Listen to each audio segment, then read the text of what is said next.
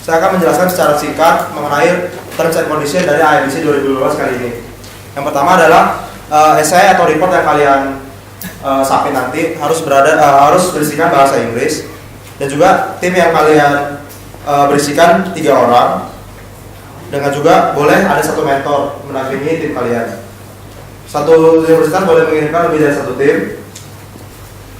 Partisipan dari kompetisi ini harus merupakan murid dari undergraduate, dan untuk mentor boleh murid non undergraduate. 1 orang hanya boleh terdaftar pada 1 tim.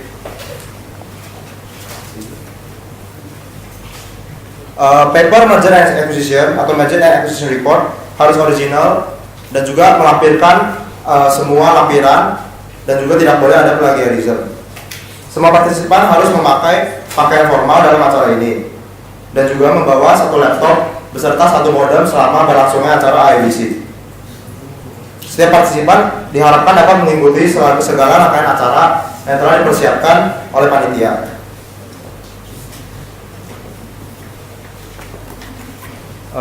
Untuk selanjutnya, panitia IBC akan menyediakan transportasi dari Soekarno-Hatta menuju Presiden Mulia, dan segala akomodasi untuk hari ke-1, hari ke-2, dan hari ke-3, serta transportasi balik dari Presiden Mulia menuju transportasi ke daerah masing-masing. Kita akan memberikan akomodasi berupa penginapan, snacks dan makan malam, makan siang, transportasi, dan juga 1 liaison officer untuk setiap tim. Ini adalah report formatnya, seperti yang bisa lihat di yang sudah dibagikan ataupun di depan. Paper size A4, font Calibri, font size 12, title 16, margin 3,75 serta 2,5, dan spacing 1,5. Untuk pengumpulan,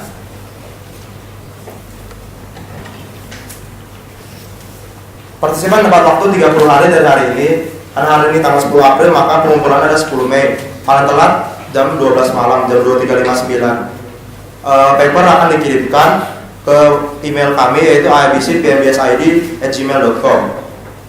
Top 20 finalis akan kita umumkan tanggal 15 Mei. Saya juga ingin meminta para peserta untuk mengumpulkan 1 foto tim seperti ini contohnya.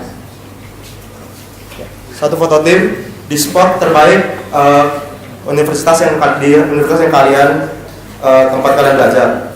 Contohnya adalah seperti ini, disubmit bersamaan dengan paper yang kalian kumpulkan nanti. Untuk tambahan, nanti akan ada top 6 tim. Dari top 20 nanti ada top 6 tim untuk mengikuti final presentation. Untuk soft copy dari PowerPoint maksimal 25 MB seperti yang tercantum di terms and condition.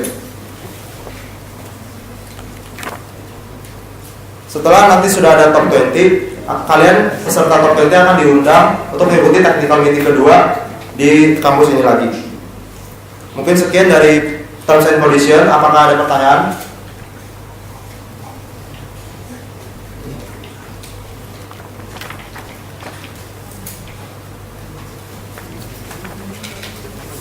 Jika tidak ada, maka akan lanjut ke sesi selanjutnya.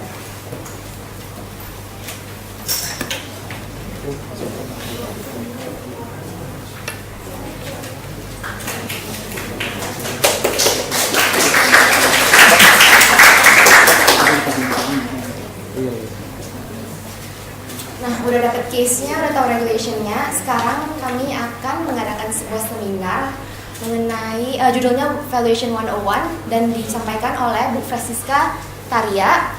Ini kami berharap workshop tersebut dapat membantu para peserta untuk membangun case masing-masing. Silakan Bu.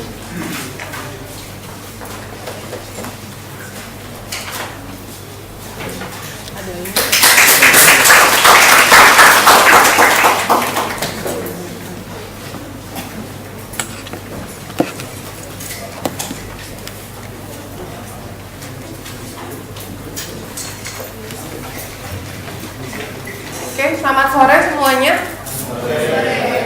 Udah capek ya? Oke. Sekarang saya akan menjelaskan tentang valuation. Jadi waktu diminta oleh panitia untuk mengajarkan tentang valuation, saya sendiri juga berpikir di sini yang udah familiar dengan valuation kira-kira ada berapa banyak? Kalau saya boleh tahu,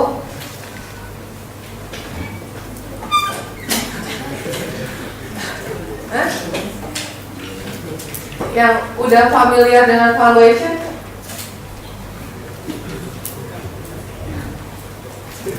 Oke, selain yang Prasetya Mulia mungkin dari yang lain, ada yang udah pernah mendengar valuation?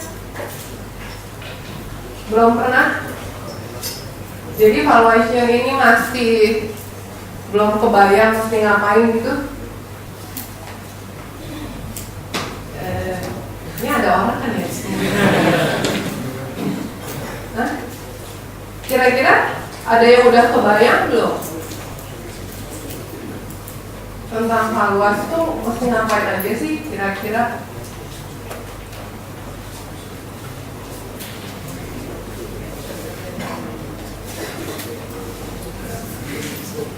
Ini senyap ya.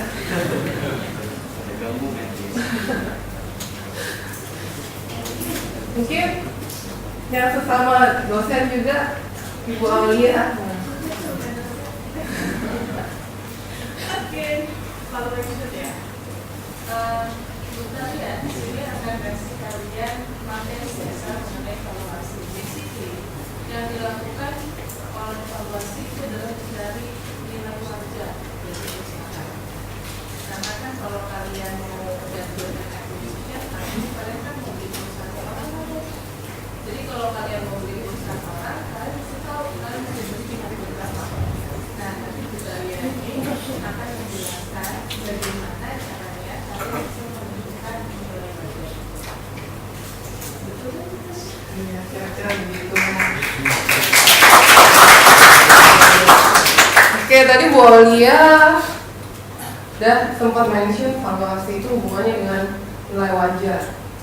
Ada yang kebayang nggak nilai wajar itu apa? Kalau ada nilai wajar, jangan-jangan ada nilai yang nggak wajar.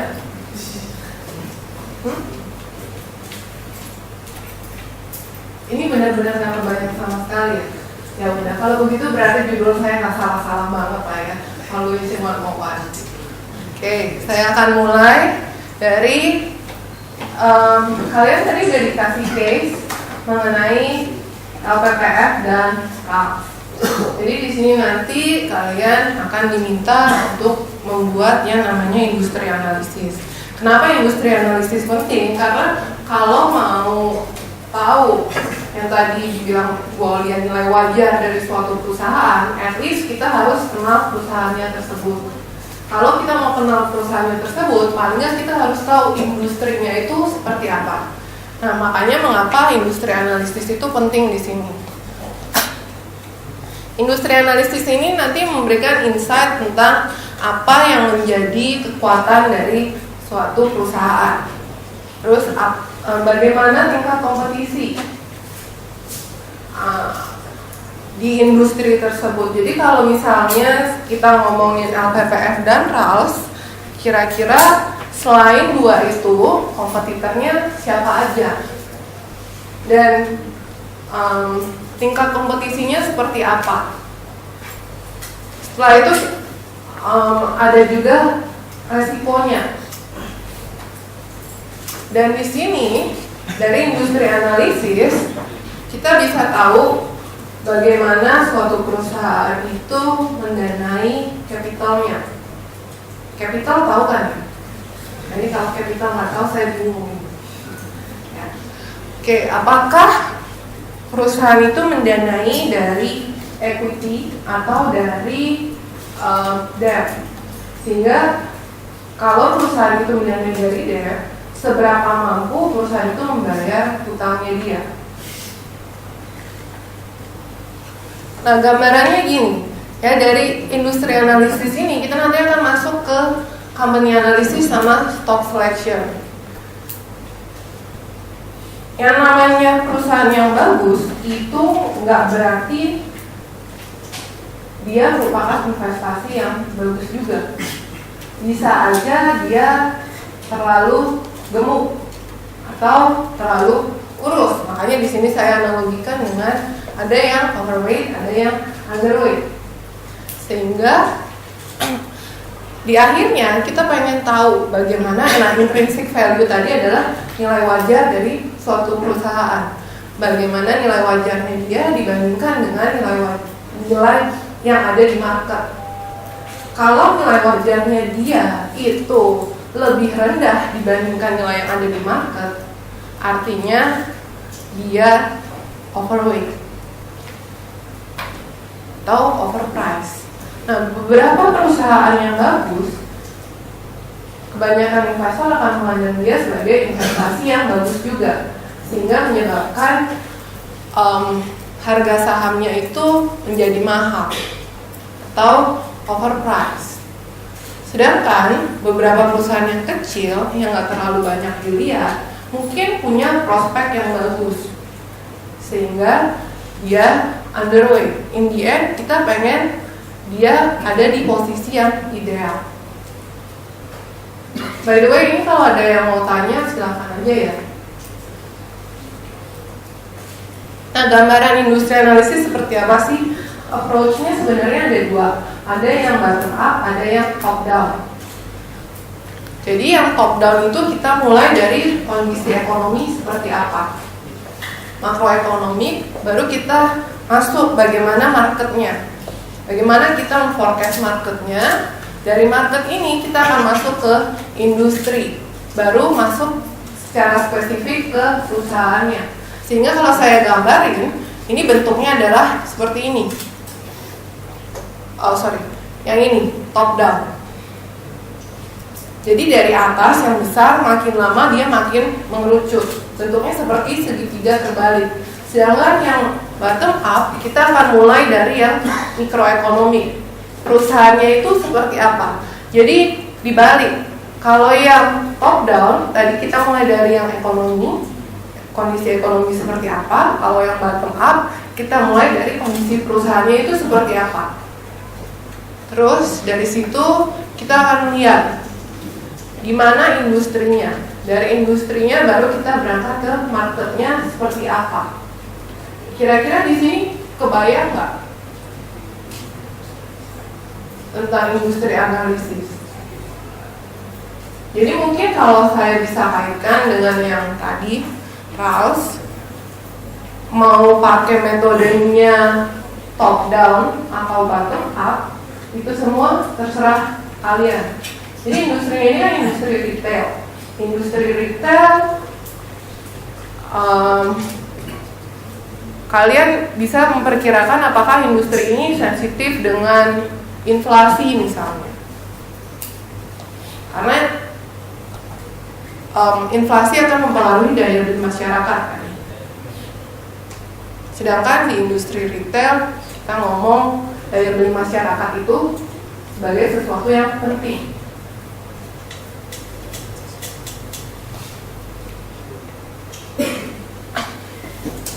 Nah, jadi di sini analisa yang top down tadi kita akan mulai dari market analysis. Market analysis, lalu ke industri analisis, baru ke company analysis. Sedangkan kalau yang bottom up, kita akan mulai dari company analysis, industri analisis, baru market analysis.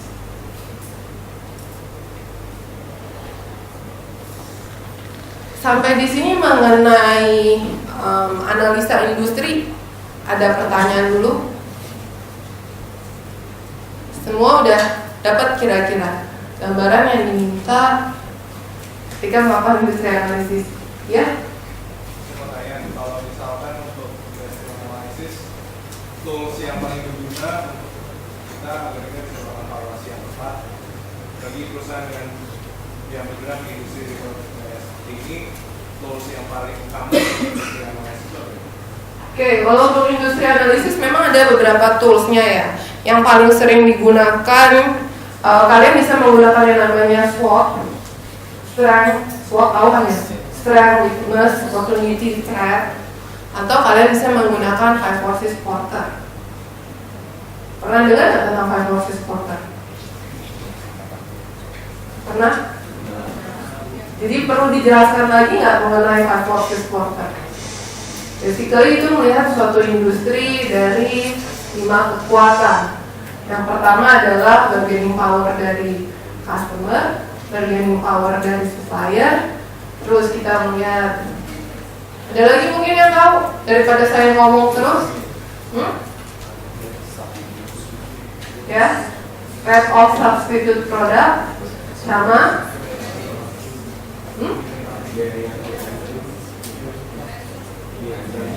new entrance, rate of new entrance. Dan di tengah-tengah situ kita bisa melihat bagaimana tingkat kompetisi antar industri.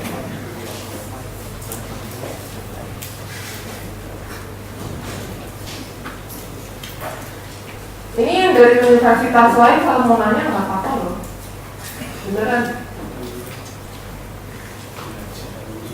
Nah berikutnya di sini saya akan masuk ke cost of capital. Ada yang udah pernah dengar mungkin? Kalau belum pernah dengar valuation, paling nggak ada yang udah pernah dengar belum? Cost of capital itu apa?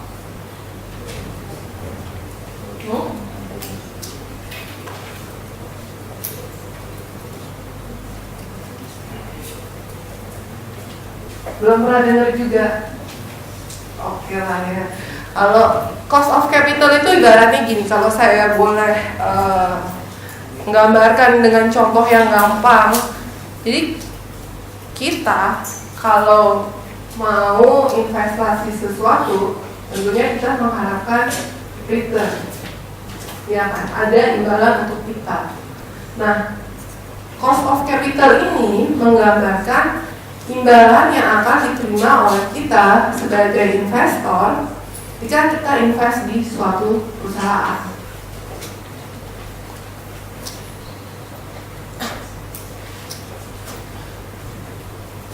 Oke, jadi di sini return di sini kenapa juga disebutnya sebagai cost? Karena kalau kita lihat dari sudut pandangnya perusahaan, kita harus memberikan sesuatu untuk investor kita, sehingga memang namanya adalah cost of equity atau cost of capital. Nah, yang namanya capital tadi ini yang tadi sempat saya mention ya. Jadi kalau kita ngomongin return dari dua sisi, dari sisi kita sebagai investor itu memang return, tapi dari sisinya perusahaan itu adalah cost yang harus mereka keluarkan untuk memberikan gain bagi shareholdernya. Nah, di sini yang namanya cost of equity, ya, ada yang namanya business risk, ada yang financial risk. Untuk menentukan cost of equity itu seperti apa, sebelum saya masuk ke cost of equity, jadi cost of capital itu, ketika saya ngomongin capital tadi, itu kan ada yang dari equity, ada yang asalnya dari utang, ya, atau liabilities. Nah, di sini saya akan masuk dulu pertama di cost of equity atau biaya modal untuk investor. Nah, untuk menghitung cost of equity ada dua metode yang banyak digunakan. Sebenarnya ada lebih dari dua, tapi yang umum digunakan adalah dua ini. Yaitu yang pertama adalah dividend growth model dan yang kedua adalah SNL atau CAPM. Ada yang udah pernah mendengar tentang SNL, CAPM? Udah lah, yang kuliah sama saya tadi pagi harusnya udah dengar.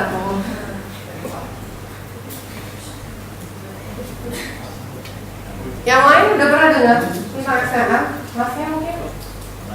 Pernah? SNL itu? Ya, CAPM itu yang mana ya Mas? Oh, oke. Oke, ya udah.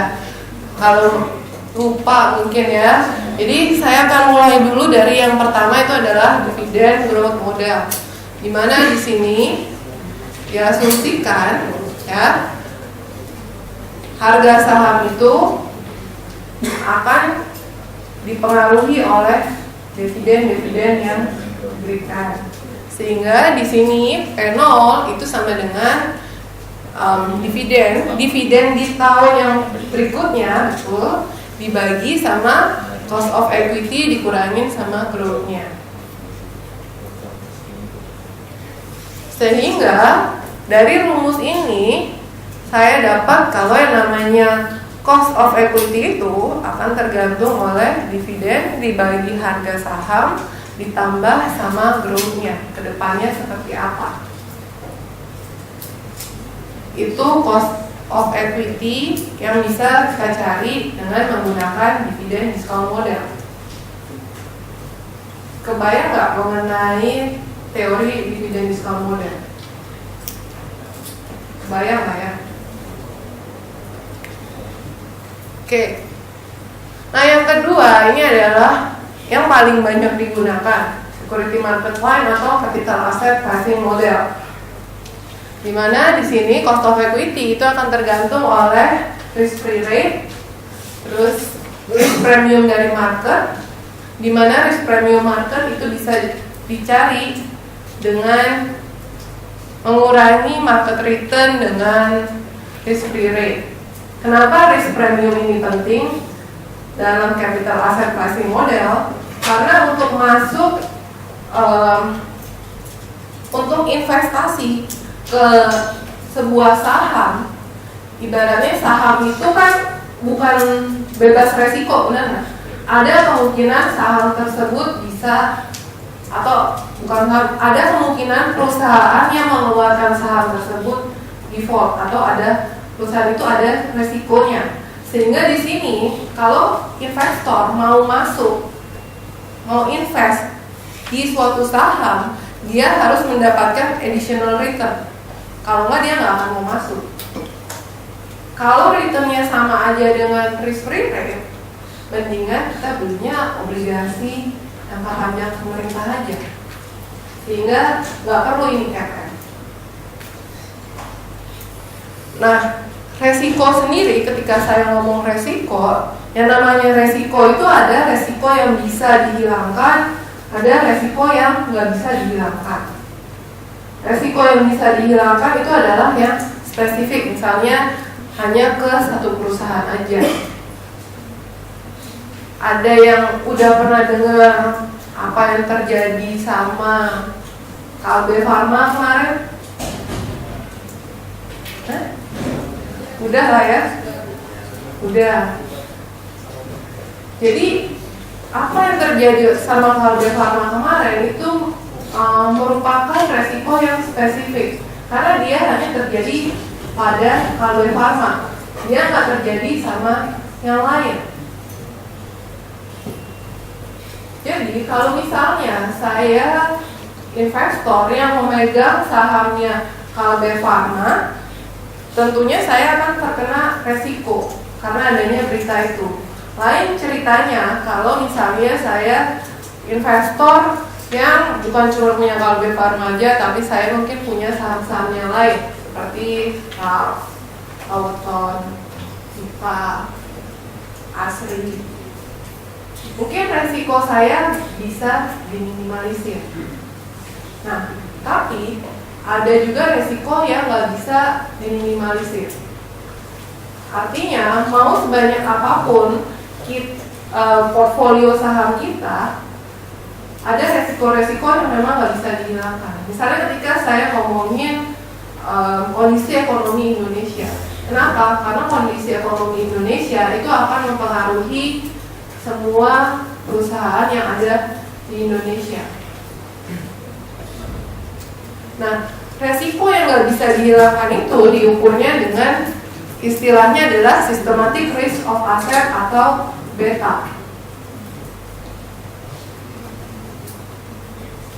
Sehingga dari tiga ini kita mendapatkan yang namanya cost of equity itu sama dengan risk free rate ditambah betanya dikali,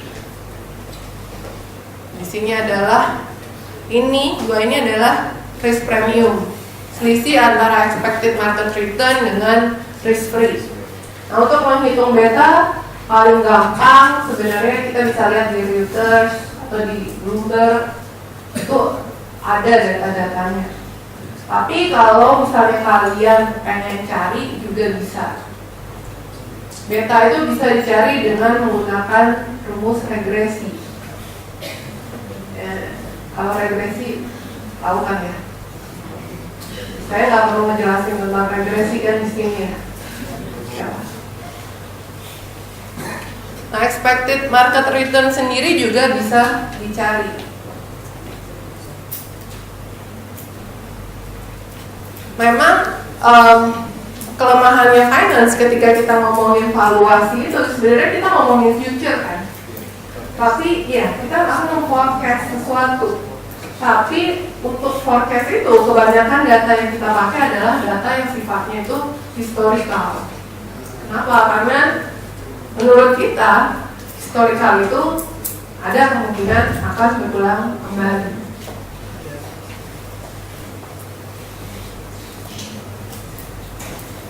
Nah, di sini ketika saya mau menghitung yang namanya cost of capital, tadi saya sudah menjelaskan yang namanya cost of equity. Cost of debt itu akan lebih mudah dicari kalau misalnya perusahaannya itu kebanyakan debtnya adalah hutang bank. Tinggal cari aja bunga banknya berapa. Tapi kalau obligasi maka kita harus cari yield to maturity-nya itu berapa. Itu adalah cost of debt-nya.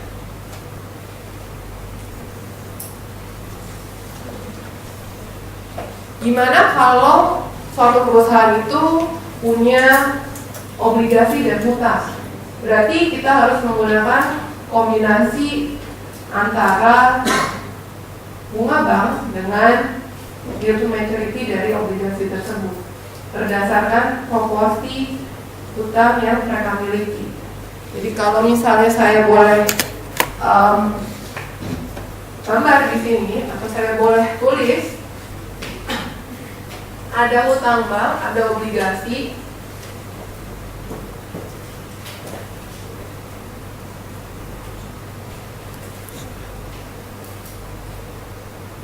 Yang ini, let's say bunganya adalah 10%. Yang ini 11%. Kalau ini bobotnya masing-masing 50%, berarti cost of debt saya adalah proporsinya 50% dikali 10% ditambah 50% dikali 11%. Kira-kira seperti itu. Nah, untuk sampai ke cost of capital kita perlu proporsi antara debt dan equity. Ya. Nah, di sini proporsi antara debt dan equity itu bisa berbeda. Bedanya kalau yang satu pakai market value, yang satu pakai book value. Book value itu apa yang tertera di annual report. Yang akan kita pakai di sini karena kita akan mengacunya ke kondisi yang sebenarnya itu adalah market value. Sehingga yang biasanya jauh berbeda itu adalah equity, book value-nya equity. Terutama kalau perusahaan tersebut listed-nya udah cukup lama. Sehingga book value-nya dengan market value-nya akan jauh berbeda. Nah, market value ini merupakan, kalau saya ngomongin saham, market value-nya adalah harga saham sekarang dikali jumlah saham yang beredar di pasaran. Kalau saya ngomongin hutang bank biasanya antara book value dengan market value itu berbeda.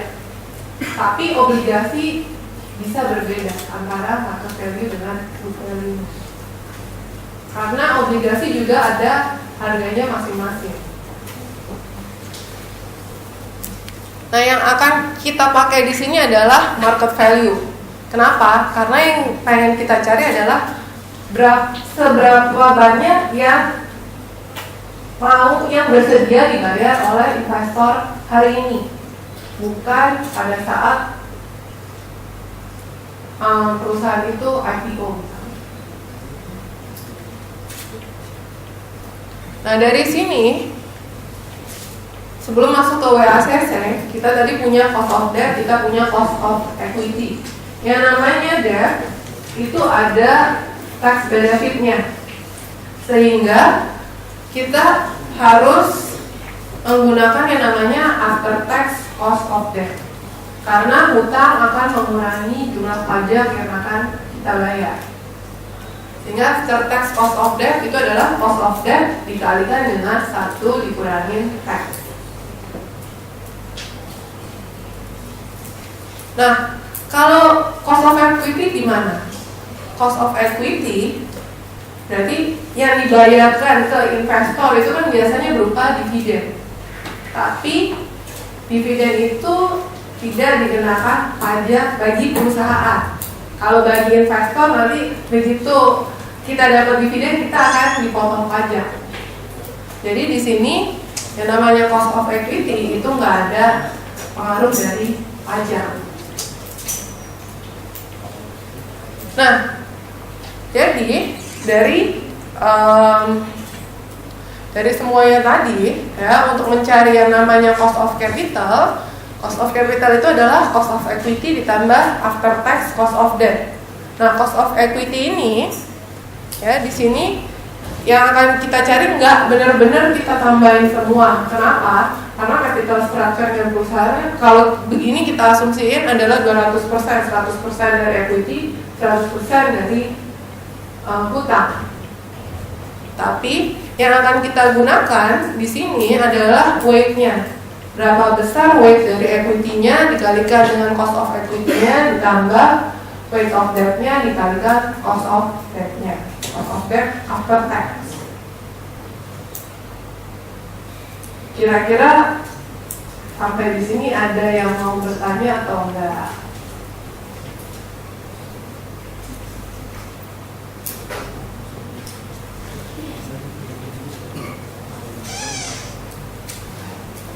Jelas semuanya.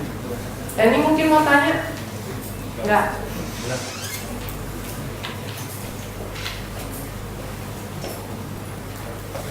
Oke, kalau nggak ada pertanyaan berarti saya akan lanjut. Kalau kita udah dapat cost of capital ya, maka yang berikutnya kita perlu memforecast yang namanya financial statement untuk sampai ke valuasi. Financial statement yang harus kita forecast itu ada 3. Yang pertama adalah biasanya di forecast pertama itu adalah income statement-nya dulu ya, terus balance sheet, baru yang terakhir di cash flow statement. Kalau income statement apa tahu kan ya? Ya. Oke. Balance sheet juga tahu kan ya? Oke lah. Berarti ini nggak perlu saya jelasin kan? Nggak ya? Oke, berarti kita bisa lanjut. Ya, dari sini yang ketika saya ngomongin cash flow, jadi di sini cash flow itu sebenarnya ada 3 macam. Ada cash flow from operating, ada cash flow from investing, ada cash flow from financing. Nah, saya akan spesifik membahas mengenai operating cash flow dulu di sini. Di mana operating cash flow itu merupakan EBIT ditambah depresiasi dikurangin sama pajaknya. Ini adalah operating cash flow. Nah, operating cash flow ini nanti akan kita pakai untuk perhitungan cash flow from asset. Cash flow from asset ketika kita masuk ke valuasi itu merupakan free cash flow to the fund.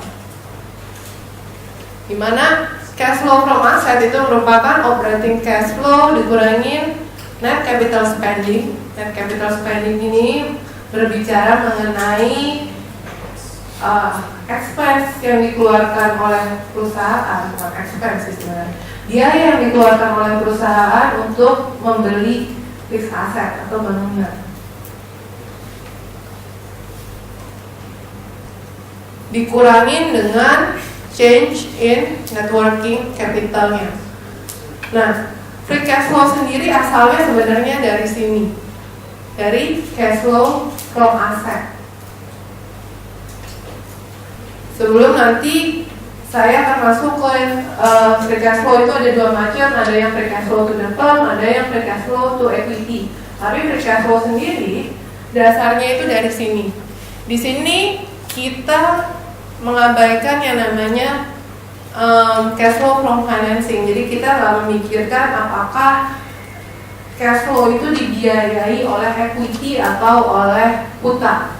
Kenapa? Karena kita udah menghitung yang namanya cost of capital tadi. Jadi udah ada di situ. Sehingga kalau kita masukin lagi pengaruhnya, jadinya seperti double counting.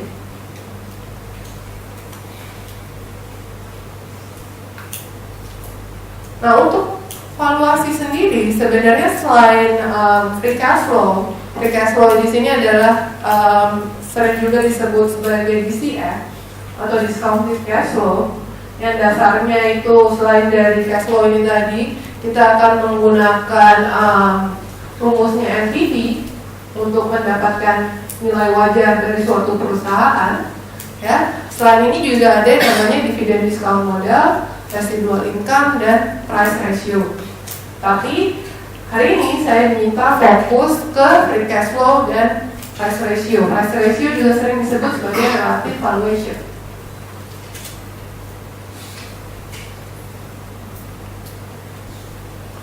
Nah, untuk free cash flow sendiri tadi inputnya ini adalah net income ditambah depresiasi. Ini adalah operating cash flow. Terus kita butuh di sini capital expenditure. Mungkin ada satu yang kurang, yaitu adalah, ada yang tahu? Iya, change in net working capital-nya. Terus untuk melakukan valuasi kita juga butuh growth rate-nya. Kira-kira pertumbuhannya mau berapa banyak. Jadi pada saat kita memforecast yang namanya net income, kita memforecast balance sheet, kita memforecast cash flow, kita juga perlu memforecast growth-nya tuh masing-masing berapa sih. Jadi sebelum kita melakukan forecast, kita bisa mulai dulu secara historis mereka tuh tumbuh berapa banyak sebelumnya.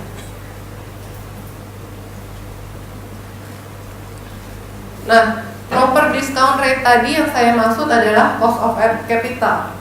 Kalau misalnya perusahaan itu 100% didanai oleh equity, maka cost of capital akan sama dengan cost of equity. Selain itu kita butuh tax rate, debt to equity ratio, sama equity beta. Nah, dari dua ini nanti kita bisa mendapatkan aset beta. Jadi beta sendiri ukuran dari systematic risk itu ada yang levered, ada yang unlevered. Levered itu artinya dalam beta tersebut sudah dipengaruhi oleh capital structure-nya perusahaan. Sementara yang unlevered itu beta tersebut diasumsikan adalah capital structure-nya 100% dari equity. Nah, terakhir ketika melakukan valuasi kita juga butuh yang namanya terminal value. Terminal value di sini kita akan menghitungnya tadi berdasarkan rumusnya DDM. Tapi bukan dividen yang kita masukin di sini, melainkan value dari perusahaan.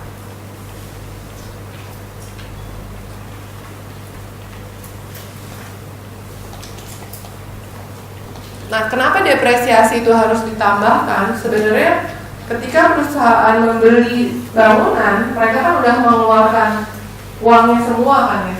Sehingga namanya depresiasi itu kan sifatnya non cash. Perusahaan nggak benar-benar mengeluarkan uang, karena uang itu udah dikeluarkan di awal pada saat perusahaan itu mendirikan bangunan misalnya, atau membeli mesin, membeli aset-aset yang sifatnya itu jangka panjang, sehingga depresiasi harus ditambahkan ke dalam operating cash flow.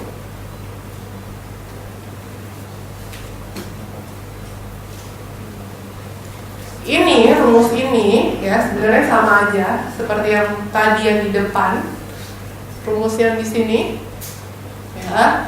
Cuma di sini kalau saya ngomongin free cash flow to the firm, free cash flow to the firm yang akan saya ambil bukan dari net income, tapi dari net operating profit after tax.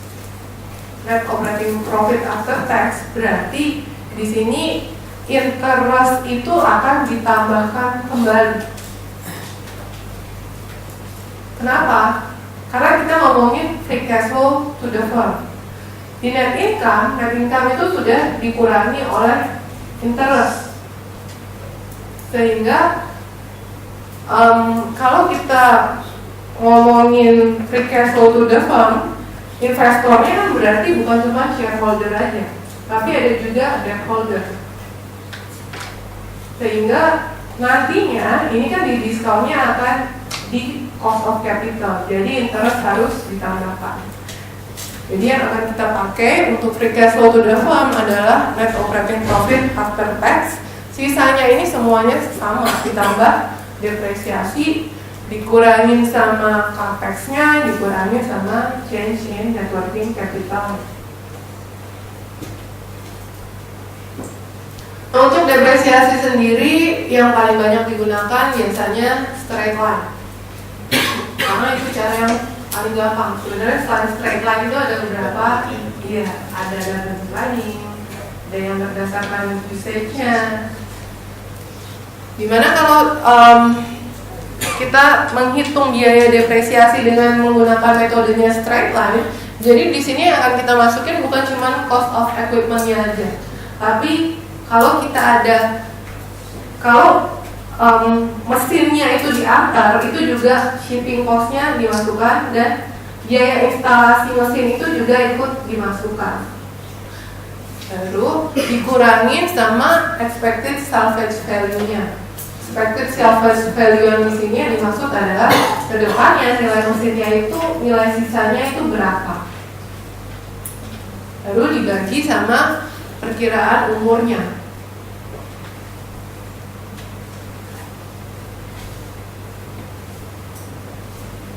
Sampai di sini mengenai free cash flow ada pertanyaan dulu atau enggak?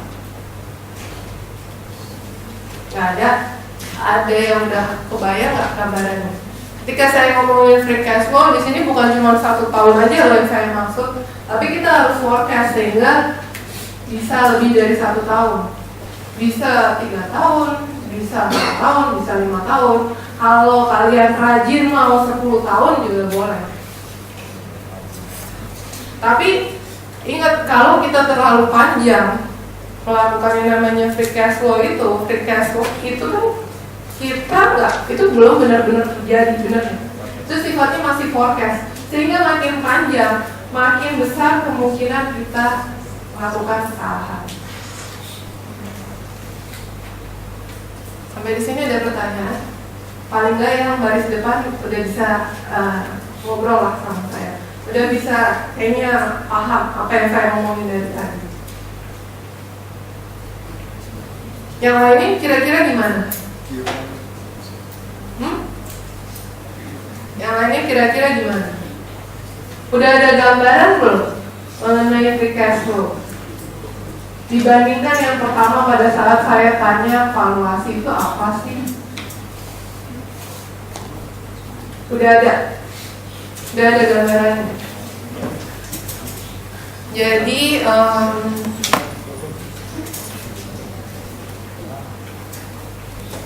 saya coba cari sebentar kalau ada filenya.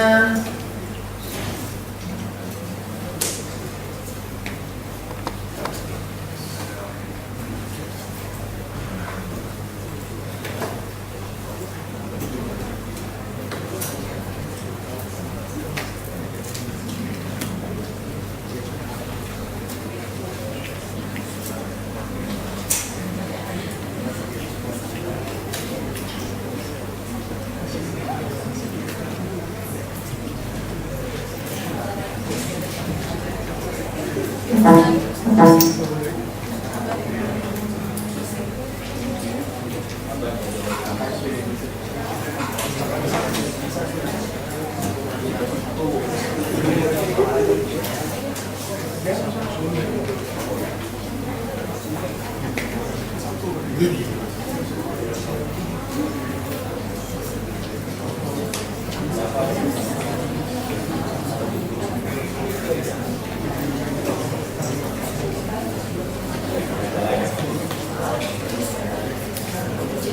kira-kira ini loh yang akan kita lakukan sebelum melakukan evaluasi. Ya.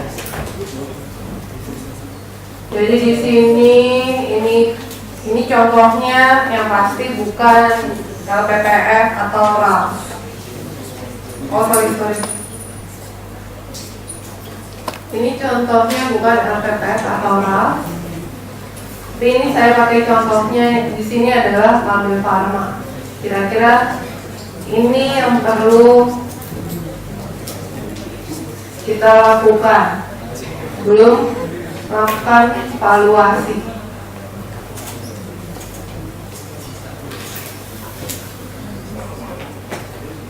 Oke?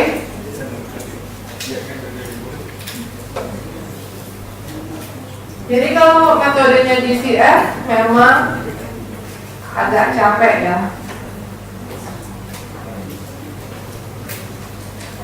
Kalau metodenya DCF itu agak capek karena kita harus menggunakan Excel. Nah, ada nggak metode lain yang lebih ringkas? Ada. Namanya adalah relative valuation. Ini lebih ringkas. Kalau DCF itu bisa butuh berhari-hari, relative valuation paling sejam mungkin selesai. Kalau kita punya Bloomberg sih cepat. Ya. Kalau kita punya Bloomberg sih cepat. Tapi kalau kita nggak punya Bloomberg, kita harus ngumpulin data-datanya juga ya. Kurang lebih sehari mungkin ya.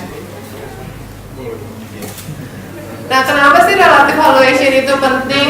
Jadi di sini pentingnya relative valuation itu adalah yang namanya aset itu harus bisa dibandingkan dengan yang lainnya. Kalau kita mau ngomong aset itu murah atau mahal, harus ada pembandingnya. Kalau nggak ada pembandingnya, kita nggak bisa bilang apakah dia itu murah atau apakah dia itu mahal. Terus pembandingnya sendiri itu sifatnya juga harus comparable. Artinya begini, saya nggak bisa membandingkan antara mungkin apa ya yang gampang ya. Saya nggak bisa membandingkan kalau saya nyebut brand misalnya, saya nggak bisa membandingkan antara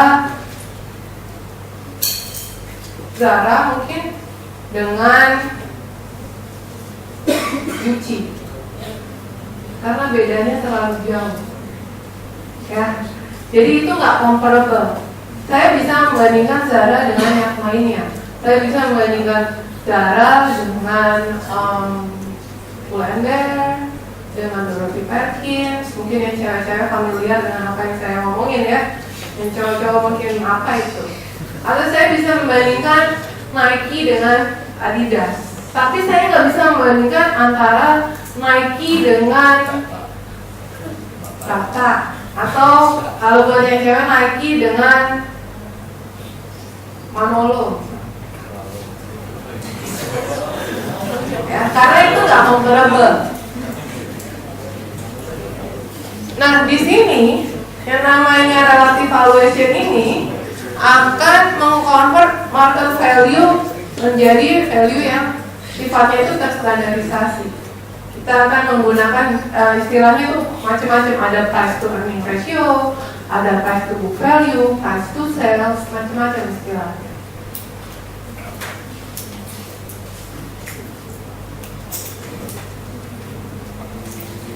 Jadi ini tadi ya, ketika saya bilang ketika kita mau membeli sesuatu, apalagi biasanya yang cewek itu kita suka yang namanya ngebandingin suatu barang dengan barang lain yang sifatnya comparable. Apakah dia itu murah atau mahal?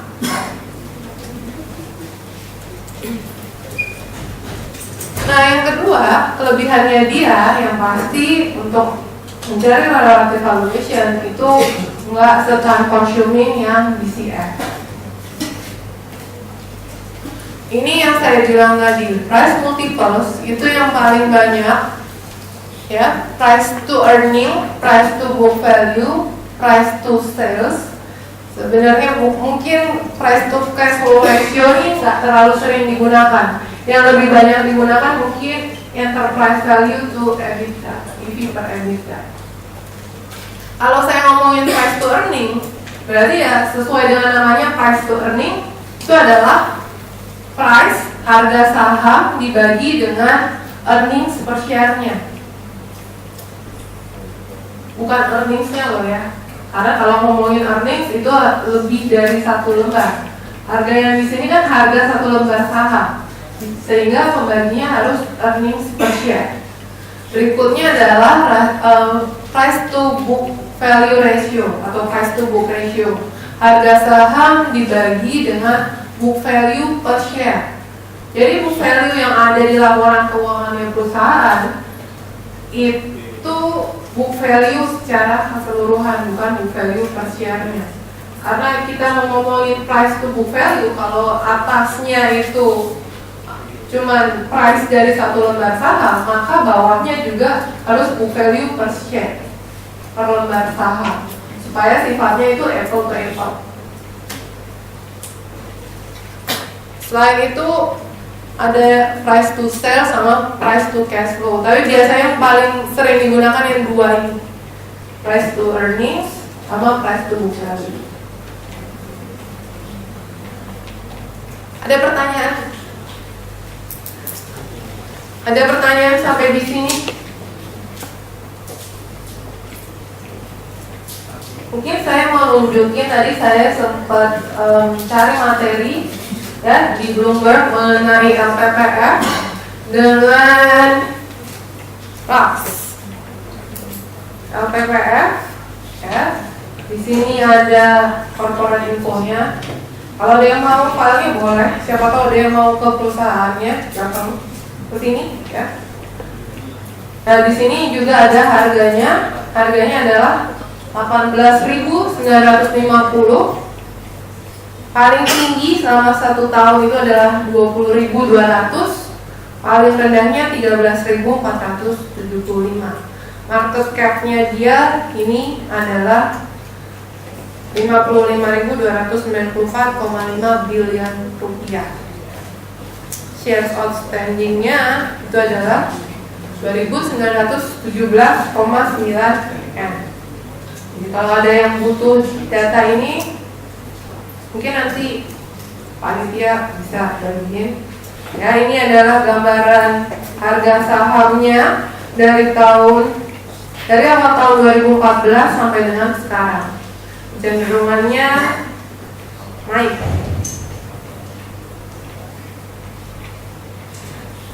Nah, ini adalah gambaran dari revenue sama earnings per share-nya. Dari quarter atau dari setiap 3 bulan, quarter 1 3 bulan pertama, quarter 2 3 bulan kedua, dan seterusnya. Nah ini yang tadi saya bilang, rasio-rasio yang di sini, price to earnings-nya dia adalah 39. Kita bandingin sama RAX. Oke, kalau yang satu naik, ya yang ini agak turun lah ya. Gambaran harga sahamnya agak turun. Jadi yang satu naik, yang satu turun. Terserah kalian mau melakukan valuasinya itu seperti apa. Yang satu harganya tadi 18.000 ya. RAX harganya 780.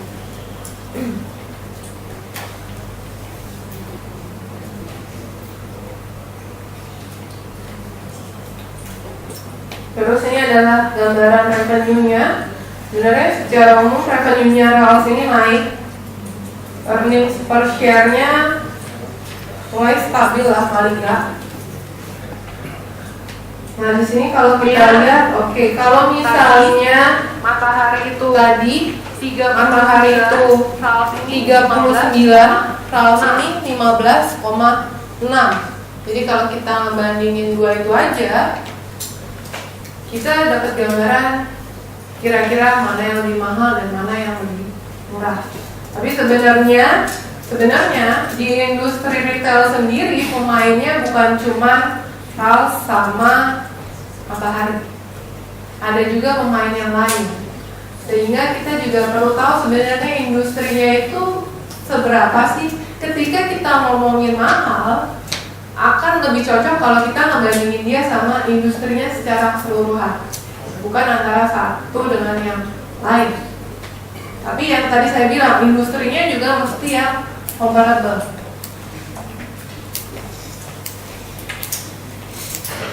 Sampai di sini ada pertanyaan? Kalau nggak ada pertanyaan, berarti materi yang saya berikan itu kira-kira sampai di sini. Mudah-mudahan bisa membantu teman-teman sekalian.